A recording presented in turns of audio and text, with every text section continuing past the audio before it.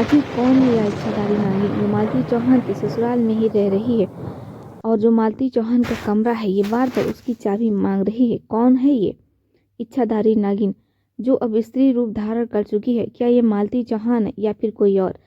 जो पकड़ने वाले आए थे मालती चौहान के गांव वाले, वो ये कह रहे थे कि ये तो श्री देवी हैं, लेकिन जो दूसरे गांव वाले थे वो कह रहे नहीं ये मालती चौहान है।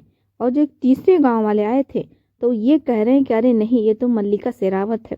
तो अब यहाँ पर इस रहस्य से पर्दा उठाएंगे कि आखिर ये जो मालती चौहान के ससुराल में रहने लगी है ये नाचने वाली नागिन आखिर है कौन? ये जो इच्छाधारी नागिन है इसका 100 साल पूरा हो गया है। किसी भी नागिन का जब 100 साल पूरा हो जाता है तब वह किसी का भी रूप धारण कर सकती है।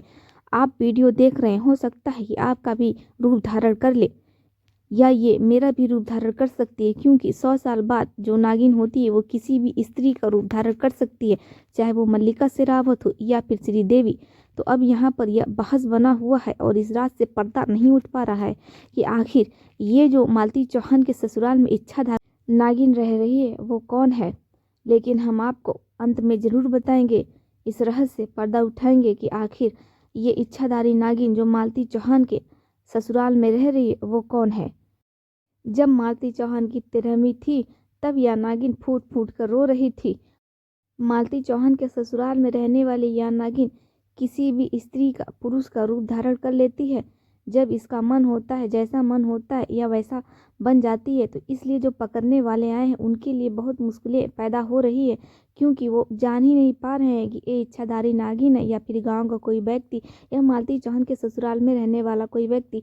कभी यह विष्णु बन जाती है, कभी ये राधिका बन जाती है, कभी ये शांति बन जाती है, कभी ये इच्छाधारी नागिन किसी का भी रूप धारण कर लेती है, जिससे इसको पकड़ना बहुत ही मुश्किल हो रहा है। जो दूसरे गांव से पकड़ने वाले आए थे वो कह रहे हैं कि ये मालती नहीं है बल्कि ये मल्लिका शेरावत है, जो मालती चौहान के अंगने में प्रकट हुई है और ससुराल में मालती चौहान के रह रही है।